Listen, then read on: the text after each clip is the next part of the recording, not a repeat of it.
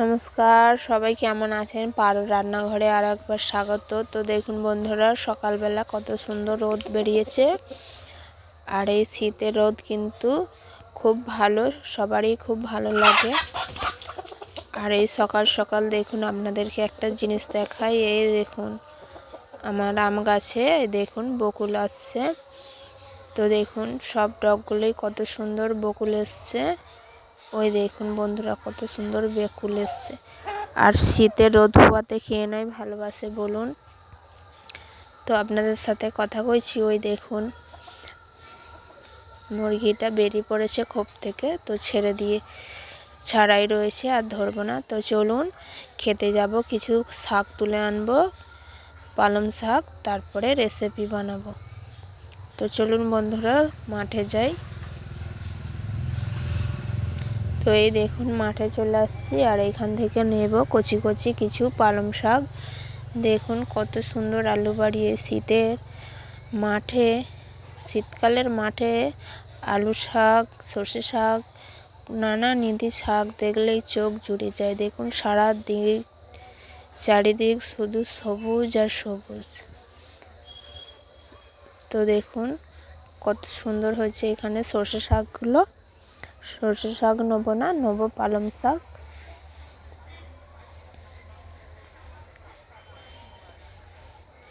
তো দেখুন আলু গাছগুলো এখনো বড় হয়নি, ছোট ছোট রয়েছে। আর এই দেখুন এই যে আলু বাড়ির মাঝে মাঝে পালং শাক দিয়েছে। আর এই যে এখান থেকে কিছু পালং শাক তুলে নেব, নরম নরম পালং শাক। দেখুন একদম নরম নরম কচি কচি পালং শাক হয়েছে, কত সুন্দর হয়েছে। দেখুন বন্ধুরা কত সুন্দর কচি কচি পালং শাক। তো এই যেগুলো একটু বড় বড় এগুলোকেই তুলে নেব, আর ছোট ছোটগুলো নেব না।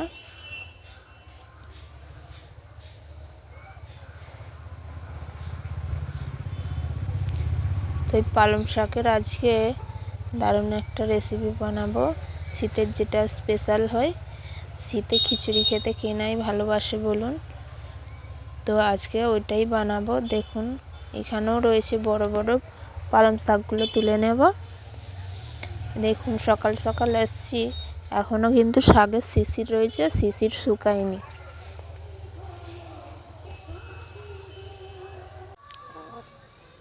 তো দেখুন এই দেখুন আলু গাছেও শিশির লেগে রয়েছে, শিশির শুকায়নি। কত সুন্দর একদম নরম নরম কচি কচি পালং শাক।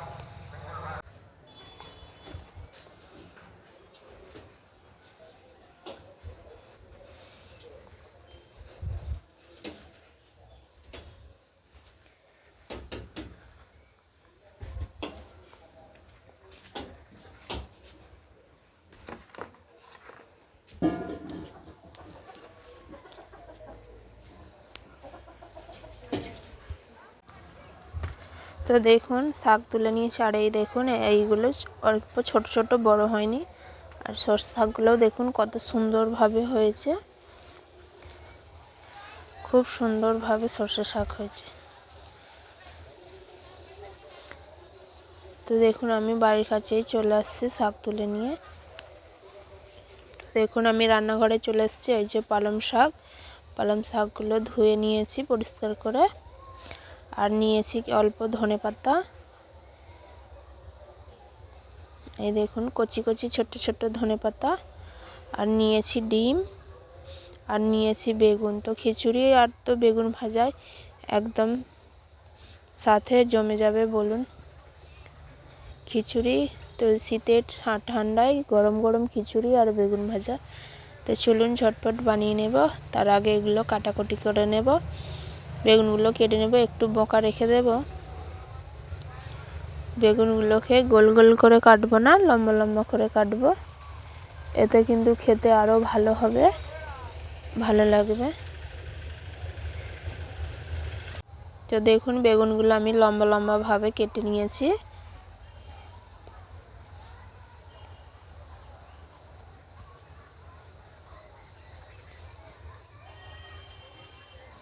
এবার পালং শাকগুলো কেটে নেব।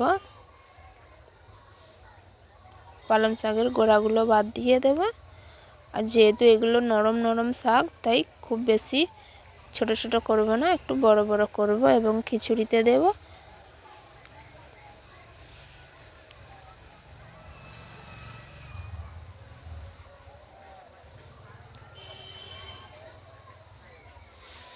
তো বন্ধুরা, আপনাদের খিচুড়ি খেতে কার কার ভালো লাগে অবশ্যই আমাকে কমেন্ট করে জানাবেন। আর আমি কিন্তু আপনাদের জন্যই এই নতুন নতুন রান্না নিয়ে আসছি।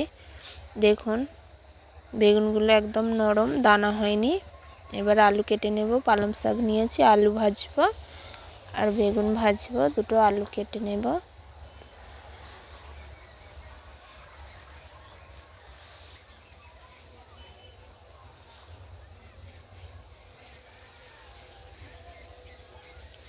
তো দেখুন এই রকম ভাবে গোল গোল করে আলুগুলো আমি কিন্তু কেটে নেব। তো দেখুন আমি আলু বেগুন সব কেটে ধুয়ে নিয়ে চলে এসেছি। আর এখানে উনুনেতে আমি ভাত চাপিয়েছি। দেখুন পালং শাকগুলো কেটে নিয়ে চলে এসেছি, ধনেপাতা, ডিম। আর এই দেখুন উনানে কিন্তু আমি আগে থেকেই খিচুড়ির চাল আর ডাল তুলে দিয়েছি। আর ভাত প্রায় ফুটে আসছে। তো এই দেখুন ডালগুলো এখনও সিদ্ধ হবে আর ভাতটাও আরেকটু হবে। তো চাপা দিয়ে ভাতটা ভালো করে নেব, ফুটিয়ে নেব।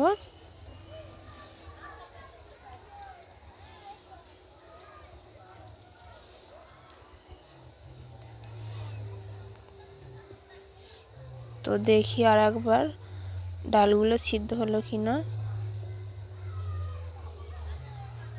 দেখুন বন্ধুরা, আমার ডাল আর ভাত একবারেই সিদ্ধ হয়ে গলে গেছে। আর এখানেই আমি পালং শাকগুলো দিয়ে দেব।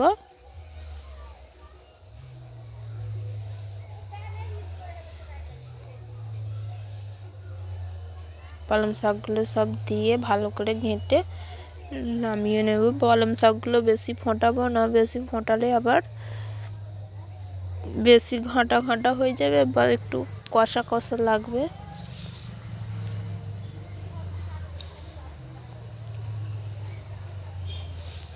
এতে লবণ দেব।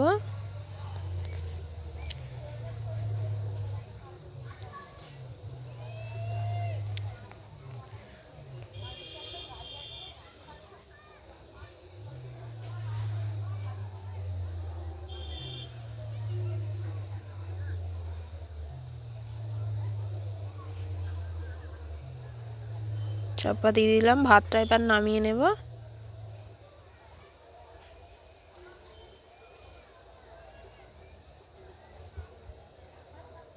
তো দেখুন বন্ধুরা, আমি ভাতটা নামিয়ে নিয়েছি। এবার ওর মধ্যে কড়াই চাপিয়ে দেব। প্রথমে আলুগুলো একটু সিদ্ধ করে নেব। তো কড়াইতে জল দিলাম,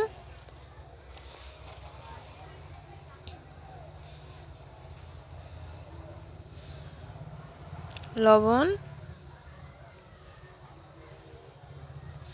ধুয়ে রাখা আলু,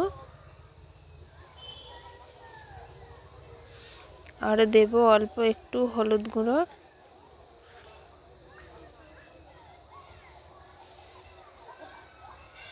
অল্প একটু হলুদ দিলাম। এবার চাপা দিয়ে ভালো করে সিদ্ধ করে নেব। তো দেখুন সিদ্ধ হয়ে গেছে। আলুগুলোকে এবার ঢেলে নেব।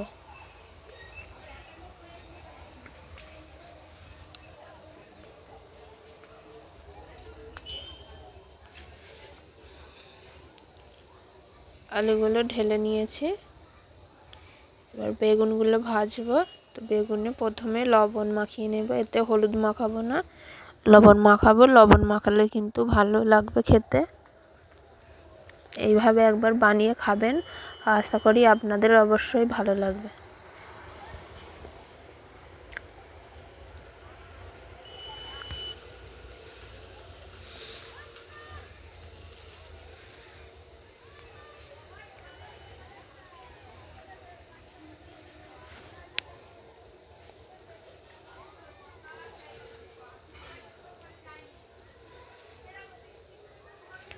কড়াইয়ে তেল দেব,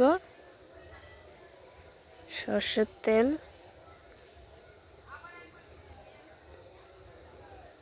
এবার বেগুনগুলো সব দিয়ে দেব।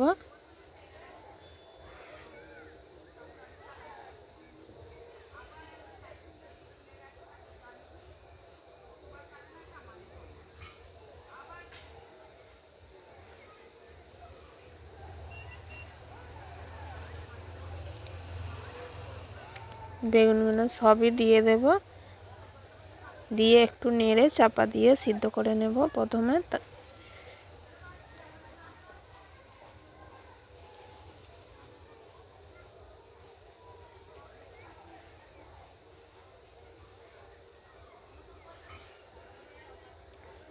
চাপা দিয়ে দেব।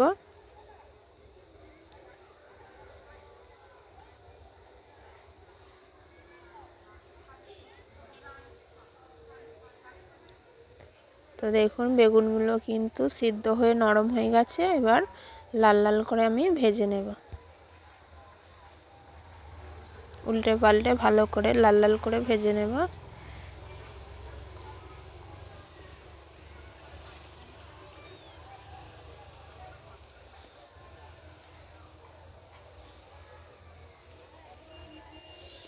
দেখুন বেগুনগুলো একদিকগুলো হয়ে গেছে, এবার উল্টে দেব।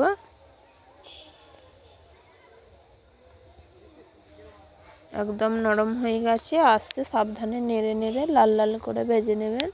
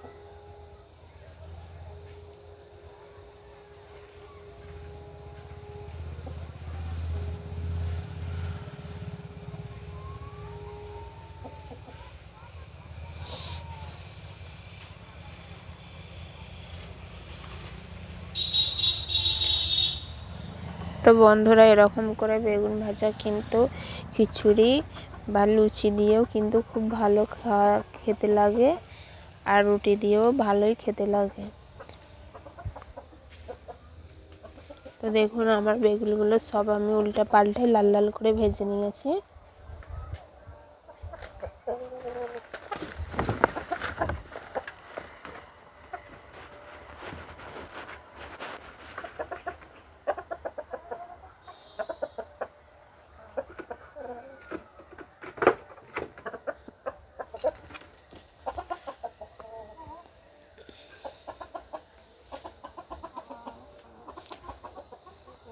তো সবগুলো বেগুনগুলো তুলে নিয়েছি, এবার ওরই মধ্যে আলুগুলো ভেজে নেব।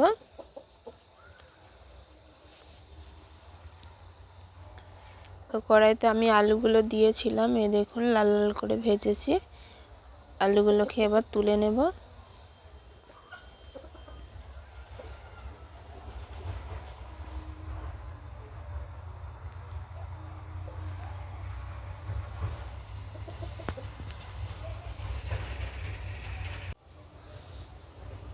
আলুগুলো ভাজা হয়ে গেছে, এবার মশলাটা কষে নেব।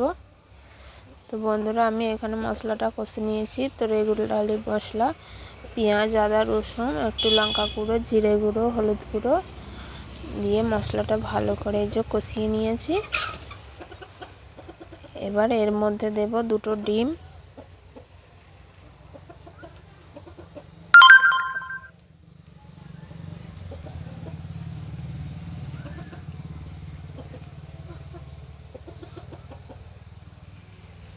দিয়ে দিলাম দুটো ডিম।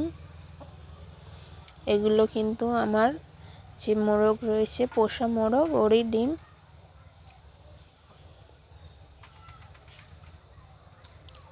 দেশি মুরগির ডিম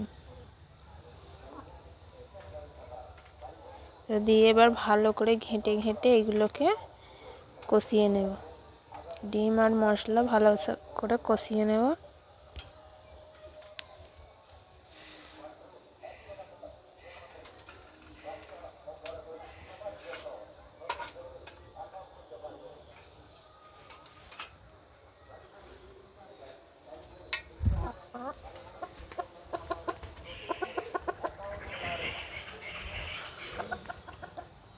তো দেখুন আমার ভালো করে মশলা আর ডিম কষানো হয়ে গেছে একসঙ্গে। এবার নামিয়ে নেব।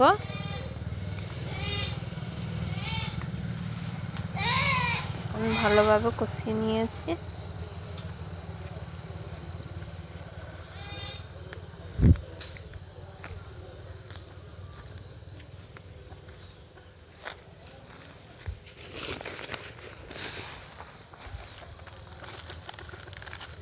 নামিয়ে নিলাম। এবার খিচুড়িটা মশলাটা দিয়ে ভালো করে ফুটিয়ে নেব।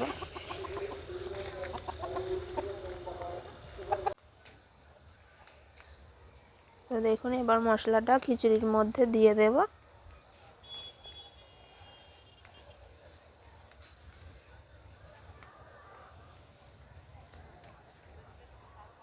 খিচুড়ির মধ্যে দিয়ে দিলাম। তো বন্ধুরা, আমি যেমন করে বানালাম আপনারা অবশ্যই এরকম করে বানাবেন, তবে খেতে ভালো লাগবে।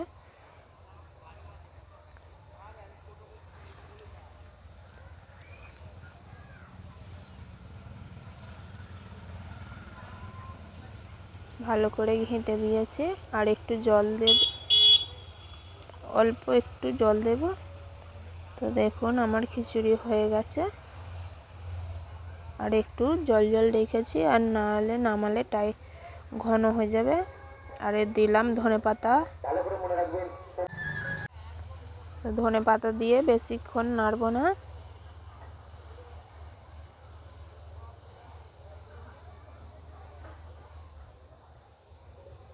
তো দেখুন আমার খিচুড়িটা প্রায় হয়ে গেছে। এবার চাপা দিয়ে দেব।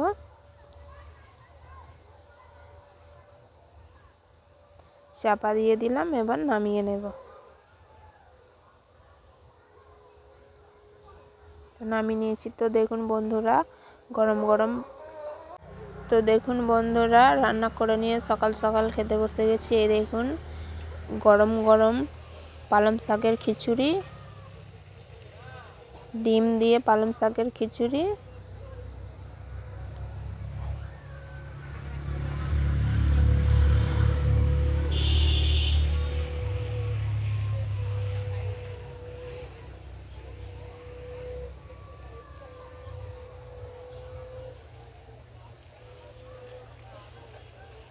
আর এই দেখুন এদিকে বেগুন ভাজা,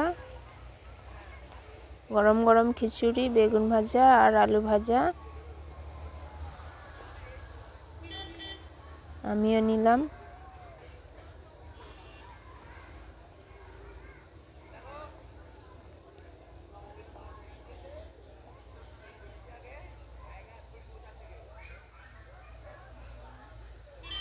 দেখুন গরম গরম খিচুড়ি আর আলু ভাজা।